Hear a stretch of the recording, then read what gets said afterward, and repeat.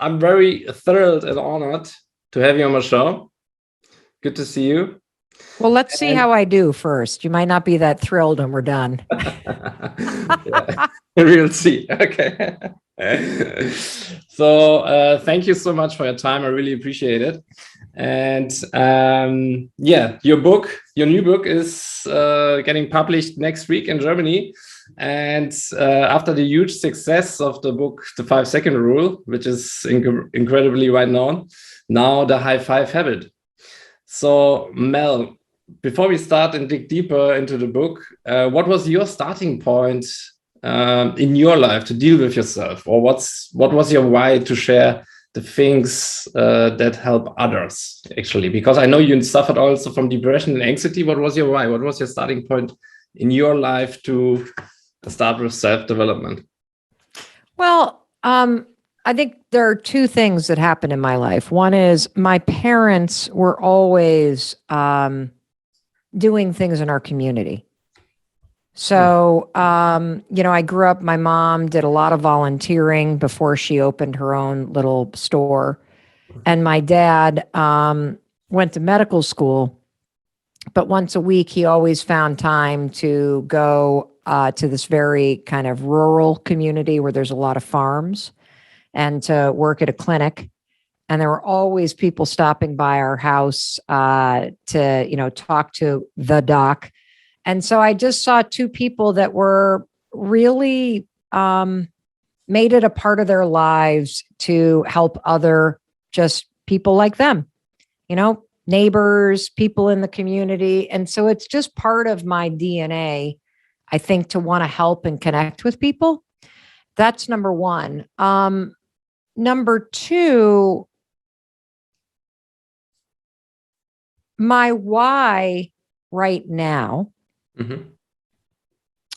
is because it is so fulfilling. It makes me feel like my life has meaning when I know that something that I've shared, especially if it was a piece of wisdom that I've learned the hard way, which is by fucking up my own life, that it has helped somebody else. It's the most rewarding thing in the world. And so my why at the present moment is all about the impact in other people's lives. I think, Chris, I struggled for a very long time in my life. I struggled with anxiety. I struggled with fear. I struggled with people pleasing. And I struggled with kind of a really negative voice in my head, like so many people do. And, I realize now that I didn't have to struggle for that long. There are simple ways that you can change your life. And so another why for me is if I can save anybody the heartache and the headache that I've experienced, I'll do whatever I can to make that happen. Wow. That's amazing. That's awesome. Why are you doing this? What's your why? To empower people to see that they have more in themselves, I know everyone has out there a bigger meaning in themselves, and we try always to find our meaning in other people. We go into relationships and we struggle with ourselves and try to find our meaning in that person. And because we don't see our own meaning, we don't know who we are, and we try to find it, to see it in another person. Then we go into toxic relationships or relationships that are not serving us. And I want to that people recognize that everything is already inside them, So I always say they are the cake, they are the cake, and the cherry on top of the cake, that is a partnership, but you need to first to be your own cake, and then you go out and find your cherry, because it's just the additional sweet spot or the additional thing outside there. Because myself, I struggled a lot, and I didn't know who I was until I was 28, and that was also a hard hard thing to discover for myself. Yeah. Well, God, if you've discovered it at 28, you had me beat by about 2 decades. So that's really good. You get a gold star for that. That's awesome. No, it doesn't do anything when you start. I think it's most important that you start, So that's awesome. Okay, Mel, so let's go to your new book, great book. I already read it in English. Tell me, what is the high five habit? So how did you find out about this method, and or how Okay, did well, you let me ask you something. Yeah. Okay. What do you feel when because everybody, for you listening, the high five habit's very simple. I'm gonna beat into your head It is. that you need to add a high five to your morning routine. As dumb as it sounds, I want you to add to your morning routine a high five in the mirror. But what I want to hear, Chris, is what did you feel or experience when you tried it? You need to do it in the morning, and then you see yourself and you are your best friend, So that's why the intention, and for me personally, the whole day is another quality, because if you take time, even if it's not only 10 seconds, 15 seconds, 20 seconds, it's just another quality. If you start the day with looking in the mirror, and then it's the first thing you see, and then you do like the high five habit. I also already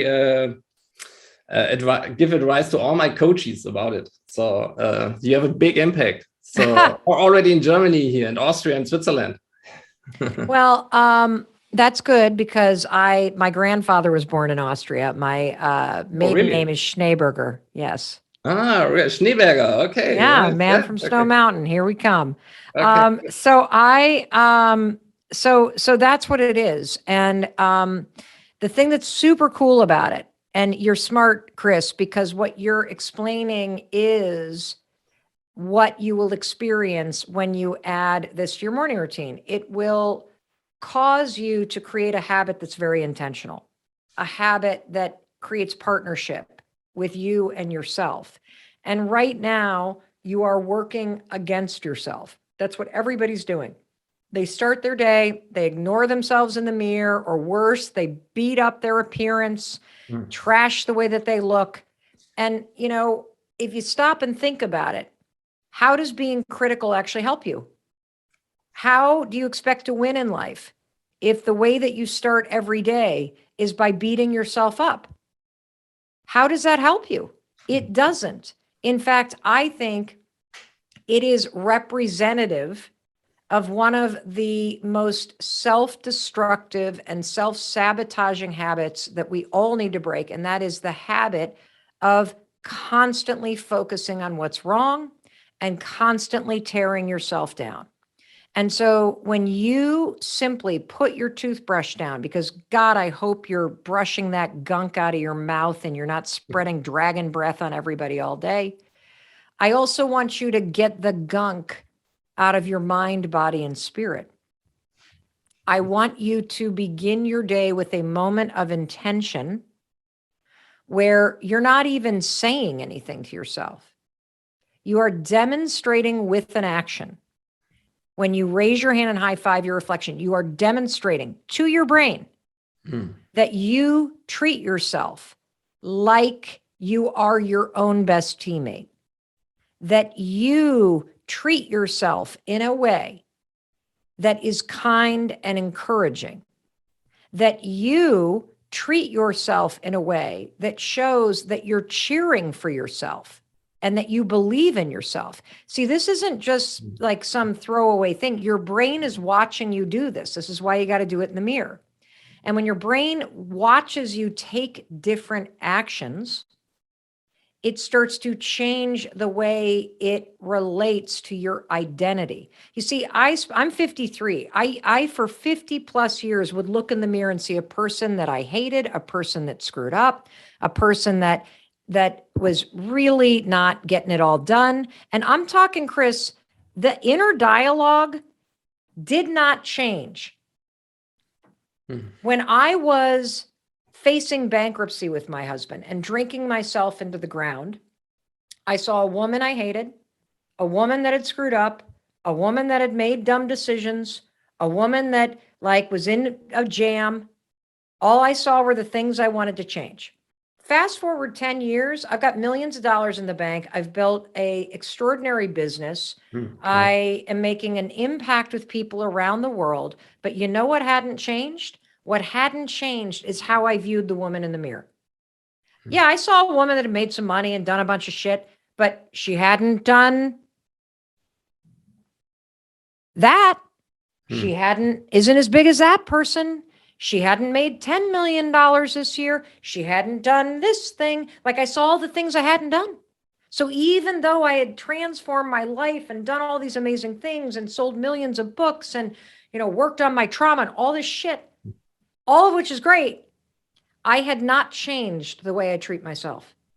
I was the same critical person, whether I was bankrupt or I was making millions of dollars. I was the same self-sabotaging, self-hating woman, whether I was drinking myself into the ground or I was doing the things that make me feel like a healthier person. You got to go deeper and break the habit of beating the shit out of yourself. That is everybody's default. And the reason why it's your default is because it was your parents' default. And it was your grandparents' default. And it was your great-grandparents' default. And your brain learned the pattern of self-criticism. It's why you go into work and everybody's scared of making a mistake. Because you assume you're going to do things wrong. You're focusing on what you're doing wrong. And so, like, we are machines that are programmed to literally look at and see what we don't like about ourselves. And I'm here to tell you, you got to break this shit. You got to replace it with being able to treat yourself with respect and with kindness. When you replace the beatdown with a lift up, when you replace the bashing and the trashing with building yourself up, when you replace the constant, it's not going to work out, it never works out for me, victim bullshit that you're saying with being more encouraging, when that becomes your default, your entire life changes because what it feels like to be you changes. Wonderful. Well said. So why do you think it's so important to cheer up for yourself? Because we often learn, as you already mentioned, actually, we often learn to cheer for others, right? So, but at the end, no one is coming and is knocking on our door to change your life, right? So, I think it's important to learn to cheer for yourself, because right now you are wishing other people would cheer for you. You wish your boss would notice all the things you're doing. You wish your parents would treat you the way they treat your brother or your sister.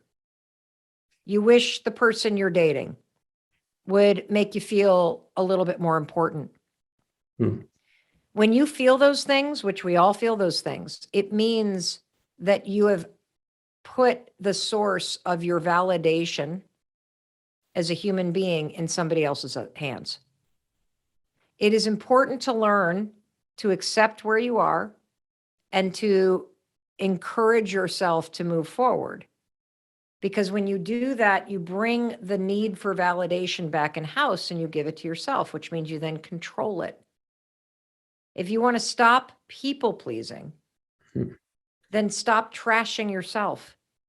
You're so busy being worried about what everybody else thinks because you begin your day by looking in the mirror and going, I hate my wrinkles. I hate my neck. Why am I so fat? I wish my hair weren't this way. I wish that thing. And then you go out in the world and you think you're going to act secure. Excuse me? Your own behavior toward yourself is the reason why you're insecure. It's not how other people treat you. If you like yourself, it won't matter what other people think, because it can't change whether or not you like yourself. If you treat yourself with respect, you will not accept disrespect, because your baseline is respect of self. It begins with you. So imposter syndrome, people pleasing, lying, anxiety, narcissism, toxic relationships, all the shit that you're like struggling with, you got to come back home here. And you got to be able to look in the mirror and see a human being, even though you think you're fat, even though you think you're poor, even though you think you're not good enough, even though you drank a bottle of wine last night or you didn't go to the gym, you got to be able to look in the mirror and go, I forgive you. That was really good wine. And I'm still here. I still got you. I still like you. I'm still cheering for you. I know you don't weigh what you want to weigh. I know you didn't do the fitness challenge that you said you. I know you really fucked up that. You know what? I'm still rooting for you because totally. I know you got a good heart and I know you're trying hard. That's how you have to treat yourself. Totally. Awesome. I also read like that the method is actually scientifically proven, right? You also quoted like the frontiers and psychology in it in your book. Can you tell us a bit more about it? It's also why is it scientifically, or what's the scientifically proven behind it? Behind the method? You know, it's kind of shocking for something so dumb like a high five that there's unbelievable amounts of research about it. So, couple things. First of all, you need to know this, that when you physically high five yourself, your brain recognizes the high five. And so it automatically turns all of the programming and neural association that's affiliated with a high five and aims it right back at you. So a high five, when you high five somebody, Chris, what's a high five mean? You're good. You're best person. You're my friend. You're my brother. You're my. Yeah, exactly. It can also mean shake it off. We got this. Keep going. You know, all of it, right? A high five has never meant I hate you. True. A high five has never meant you screwed up. You didn't go to the gym. A high five has never meant I hope you have a terrible day. So your brain can't think those things as you're high-fiving yourself because the neural association of a high five is I see you, I love you, I believe in you, keep going, I got you, we're in this. It's all that positive, amazing stuff that you desperately want and need in your life. And so you're just aiming it back at you. Second thing based on research that happens is you'll get a drip of dopamine. Most people report that when they high-five themselves in the mirror, they start laughing. That's the dopamine. The dopamine is important because it boosts your mood, which is going to help you for the rest of the day. And that helps you with your intention of having a moment and starting your day on a more positive, empowered, and optimistic note. Now, you mentioned the study. There are two studies that people are really moved by. Number one, there was a study where they looked at the NBA here in the United States, and researchers wanted to know, do winning NBA teams have a habit in the preseason that's present that losing NBA teams don't? And the fact is, the researchers discovered that yes, in fact, winning NBA teams in the preseason have more high fives, fist bumps, and pats on the back than any of the other teams. Wow. That it is clear as day that if you look at the top teams in the NBA at the end of the season, they also had the most high fives, fist bumps, and pats on the back in the beginning of the season. And what's also interesting is they looked at the losing teams. Now, the losing teams had the least number of high fives, fist bumps, and pats on the back in the beginning of the season as well. Wow. Now, the real thing is, well, why does this matter? Well, the reason why this matters is because a high five is more than just a gesture. A high five demonstrates trust and partnership, and it builds momentum. So if you begin a brand new season by high-fiving everybody, you're building trust. If you begin a brand new season and you withhold that from the other players or yourself, it makes everybody selfish. It makes everybody focus on mistakes. It makes everybody point fingers and be angry when you blow it. Same thing happens with yourself. If you start your day by high-fiving yourself in the mirror, you send yourself into the game of life, feeling like you are your best teammate and building that trust with yourself. The opposite's true. If you stand in front of that mirror and you're like the losing NBA team and you're like ignoring yourself and you're withholding that kind of support, you're criticizing yourself, you are going to have an experience of having friction and things will be hard and you're going to be stressed and tired and feel alone. And you can change that by adding this high five and all the research to it in the mirror every single morning. Wow. Amazing. So is the high five habit applicable for everybody out there? Everybody. Right? We did a 5-day challenge, Chris. Yeah. So you can find the challenge. It's at highfivechallenge.com. We've had 91 countries represented. 153,000 people take it in 48 days. Every single person has reported a boost in their mood, a boost in their confidence, that it's silencing the critic. A lot of people report that they keep remembering the image in their mind throughout the day and they keep coming back to it. Not a single person reported, this didn't work for me. Not at all. If you have a lot of shame, if you have a lot of regrets, if you have not been able to look at yourself in the mirror for years, simply standing in front of the mirror and looking at yourself is going to be the hardest part, because 50% of men and women, based on our research, won't even look at themselves in the mirror. Oh, really? Because they're that disgusted or disappointed with themselves. That's a way of rejecting yourself if you don't look at yourself. And you're going to feel this resistance as you go to high five yourself. And that resistance is important because the resistance means you're doing the work to change. The resistance is you forging a new neural pathway. If all you've done for the last 10 years is trash yourself and beat yourself up, an act of high-fiving yourself is the exact opposite. You know, I've only ever written with my right hand. If I were to start writing with my left hand, it would feel weird. That means it's working. I'm learning a new behavior as I practice it. So expect it to feel weird. Expect yourself to laugh, you know, or smile, or kind of like, that was stupid. Do it again. Do it 5 days in a row, and you'll be shocked by the shifts from the inside out that you're going to start to feel. Yes, true. Nice. Awesome. So in one part of your books, it says actually more or less, it's normal for us to sacrifice for others, but it's not normal to love yourself. So what do you think about it? Why is this? Well, there's lots of reasons why, but I think the thing that almost everybody can relate to is the fact that at some point during your childhood, you have this experience where you feel incredibly concerned. So here's what I believe happens. We're all born loving ourselves. We are hardwired in our DNA for self-acceptance, for self-love, for, just being happy and celebratory and connecting. When you were a toddler, you don't remember this, Chris, but as you started to learn to crawl, I guarantee you, you saw a mirror, you crawled right up to that mirror. You put your hands on that mirror. When you were a little boy, music would play and you do this. You loved the sight of yourself. Doesn't even occur to a kid to criticize or hate themselves. You learn that.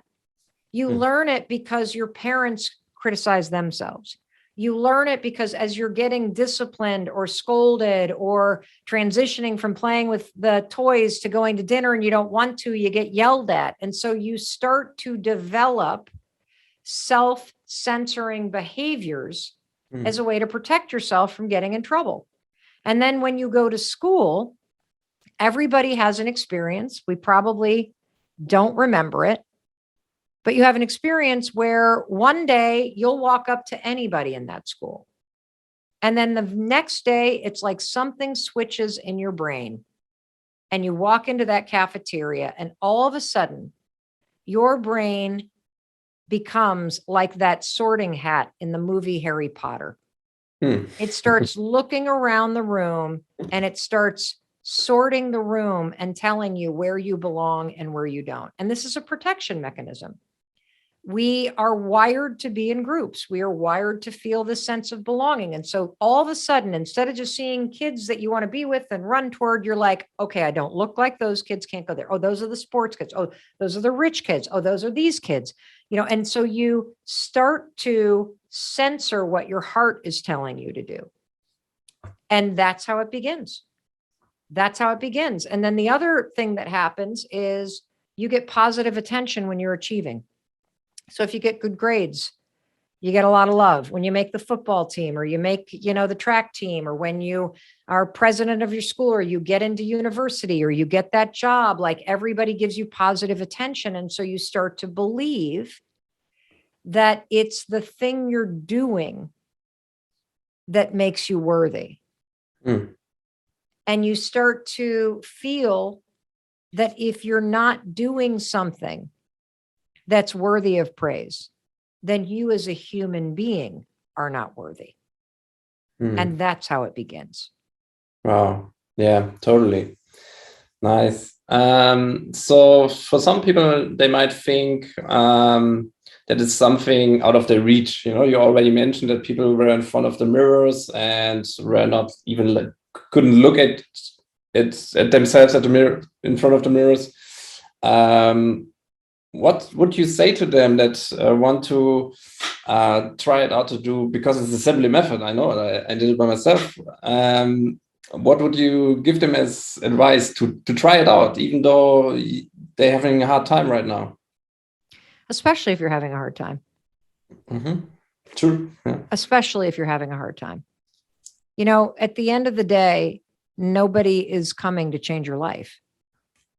And the cure for loneliness, for sadness, for self-doubt, for anxiety, all of it, it's just love, self-love. And, I think that if you're in a low spot and you feel overwhelmed by your life, you have two choices. Hold on and hope that it gets better, or start doing little things that could make it better. There's very little difference between people who are happy and people who aren't. And the research has proven that happy people, as dumb as it sounds, do things intentionally that make them happy. So if you are overwhelmed in your life, I would ask you, take out your calendar. Is there anything scheduled in your calendar that makes you happy? Is there anything in there that you have to look forward to? Are the people that you're spending time with people that make you happy and feel energized and hopeful? And if the answer is no, the simple solution is get busy putting things in the calendar that make you happy. Get busy scheduling time with people that make you happy. Get busy planning things that you can look forward to, even if it's just, I'm getting out of the fucking house and climbing the nearest hill next to me this weekend. There are simple things that you can do, not to remove the big things that are going on in your life. That's not how change works. But there are simple things that you can do to empower yourself from the inside out to feel more equipped and capable of facing them. And so if you are in a low moment, I'm going to tell you something. This doesn't change on its own. It changes because you decide to fucking change it. It changes because you say, you know what? I heard this crazy lady on Chris's podcast and it sounds stupid, but at this point, what have I got to lose? The high five is free. It seems to be working for tons of people. There's a lot of science behind it. And what have I got to lose? And so that's what I would say. Your life isn't changing on its own. It's up to you. And this is something that is free and simple that will start to change you from the inside out so that you feel more empowered and capable of facing what's going on in your life. Because that's how you change things. Not by thinking about it. It's by taking the actions to make it change. Oh, powerful. Because we are always also co-creators, right? We are co-creators of our reality. So if we are not changing, our reality can't change, right? So we need to start. 1,000%. I want you to think about a marathon, right? Mm-hmm. And it's 26.2 miles, the Berlin Marathon. You're running. It's mile 13, really hard leg. And you're standing there and you're clapping for the runners, right? If somebody's dragging and they're having a really hard time and their knees are going out and they're just really dragging, do you stand there and cross your arms and go, ugh, looks really hard. Don't know if you're going to make it. Guess you should have trained more. That's not what you do. You stand back and you high five the person and you empower them through celebration and through support to keep going through this hard leg. And I'm here to tell you, you can be your own best supporter through the hardest legs of your life. But you got to start your day every morning demonstrating that. You got to send yourself into the game of life, this really hard moment of it, knowing that no matter what, you're going to have your own back. True. So you mentioned also in your book, besides the high five habit, the mantras. So maybe you can give 2 or 3 tips besides the high five habit for people that now have a dark time or on a slump. Yep. Don't use mantras. That's what I'm going to tell you. Good. Don't use mantras. They don't work because here's the mistake everybody makes with mantras. Nice. Your life is blowing up and then you stand in front of the mirror and say, I'm awesome. You're going into lockdown because of this surge and you're lonely and disconnected and you're sick of working virtual and you wanted to see your family and now you're struggling with depression, standing in front of the mirror and saying, I love my life. It's not going to work because it's not true. Mantras only work when your brain believes them. And everybody makes the mistake of picking some crazy mantra that has nothing to do with their life. And then they spend all day long proving the opposite. So for example, if you hate the way that you look, let's say that you've really let your health go over quarantine. You've put on all kinds of weight. You feel depressed. It's awful. You need to accept yourself where you are. And so if you were to stand in front of the mirror and say, thank you, body. I love you, body. And then you go and just pound food that makes you feel terrible. You hide in the back of every group photo. You pull on your clothes and you look in the mirror and you go, oh, I look like shit. Like your behavior demonstrates you don't like yourself. So I don't want you to have a mantra. I want you to raise your hand every morning and high five yourself, because the high five doesn't say, I love you. I love your body. The high five says, I see you. I see that this has been hard. And you know what? I'm still cheering for you. And you deserve to feel good. If you want to start saying something to yourself, say things like, I deserve to feel healthier. I deserve to be happy. I can change if I'm kind to myself. This moment is temporary. There are better days coming. Something smaller that's more encouraging will help you. But generally, mantras, forget it. All right. Good but it's right. You're absolutely right, because the felt change, because what you feel about the mantra is not what you feel about yourself in this second, so. Well, and look, what do we say about dating? Stop listening to what they say and look at how they treat you. Like somebody can say all kinds of beautiful things, but if they blow you off on Friday night or sleep with your best friend, they don't love you. Like, do not listen to the horse shit coming out of their mouth. Look at how they treat you. Look at their behavior. Behavior does not lie. You want to know how somebody feels about you? Watch how they treat you. If somebody likes you, you'll know. If somebody doesn't like you, you'll feel confused. The same is true with you. If you like yourself, you'll know, because you treat yourself as if you like yourself.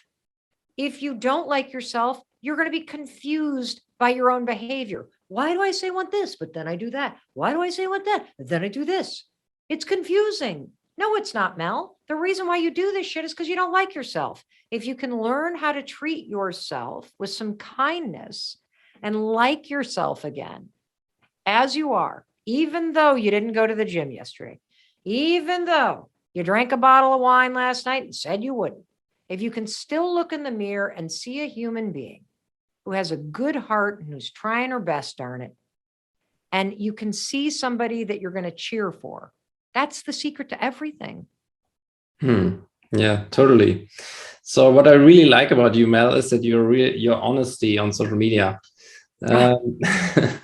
You share actually everything about your life, and you're really successful, and you have a great marriage with Chris and 3 children.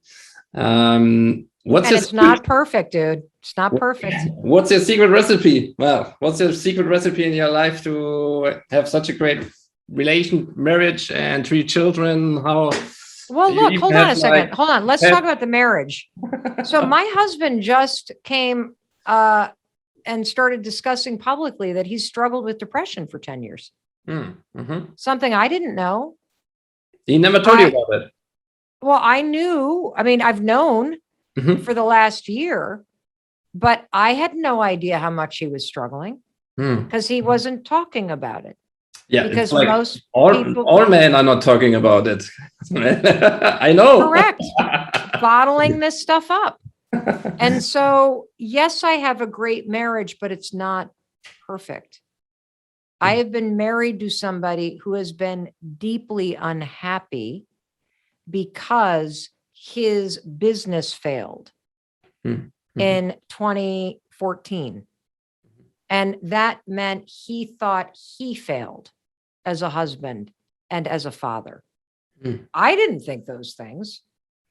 I thought, hey, when you're an entrepreneur, failure's part of the package. Like if you're going to try something new, you might learn the hard way what works and what doesn't. This is just how it rolls.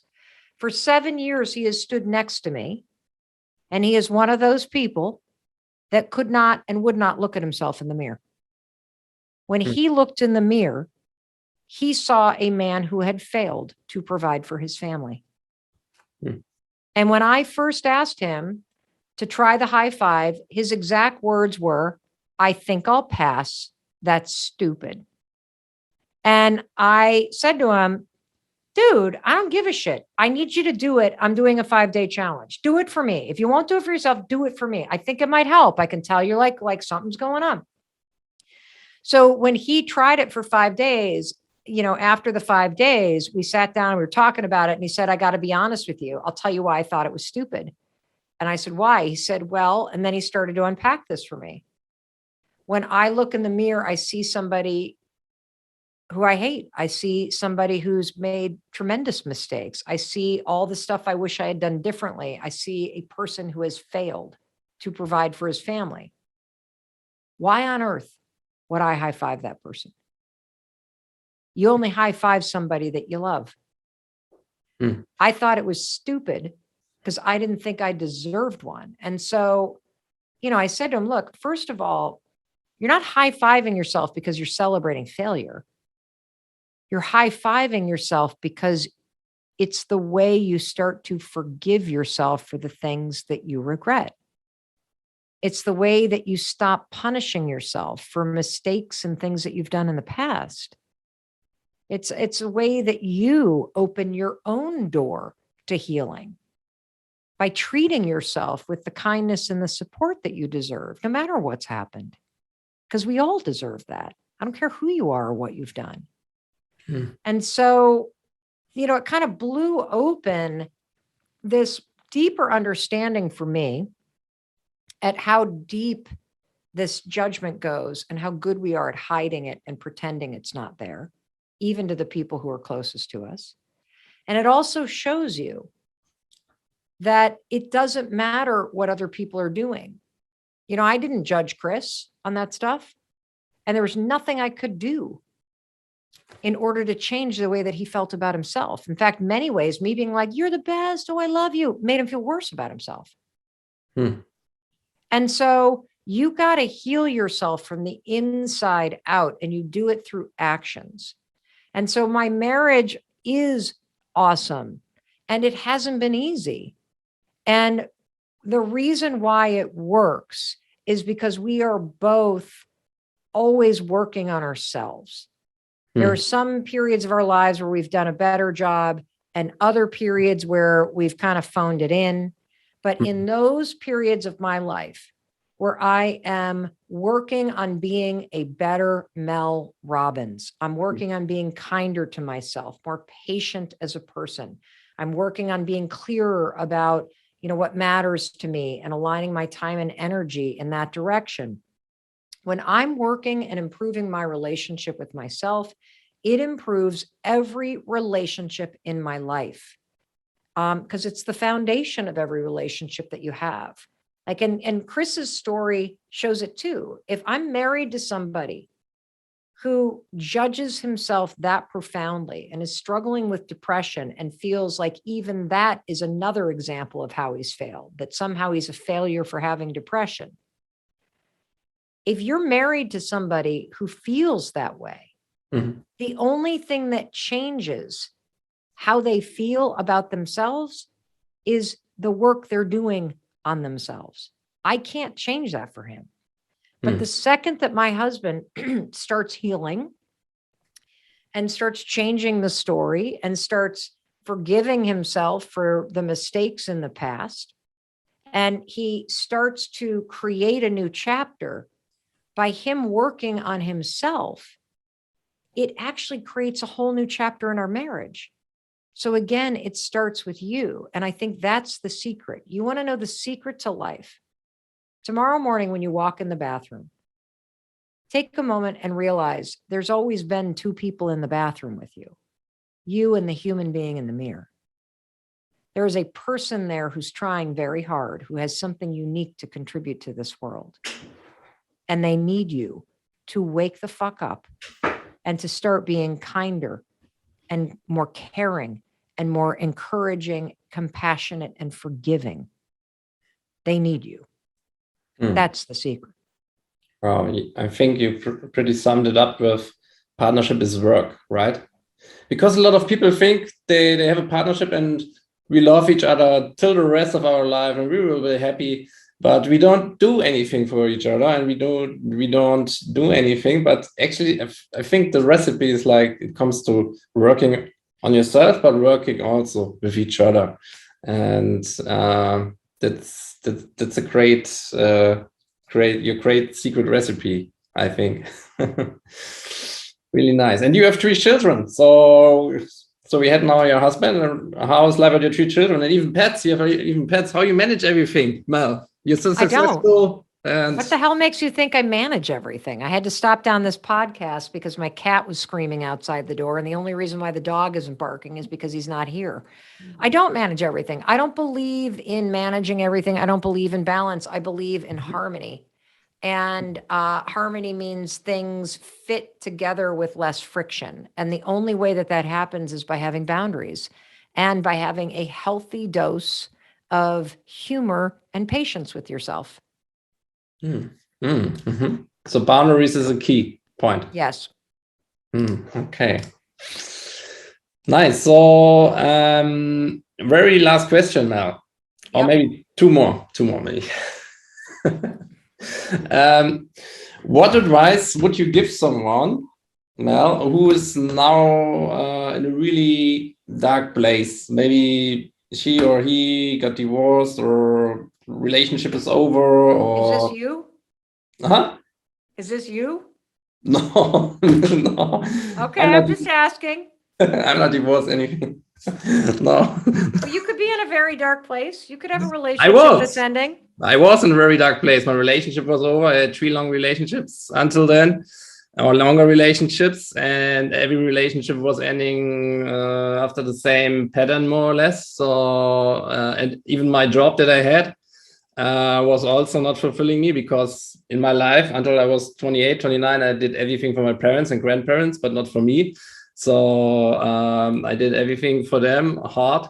And then I recognized, actually, I failed. And for myself, I failed because I did my studies. I did a bachelor, a master, even MBA in the US, in North Carolina.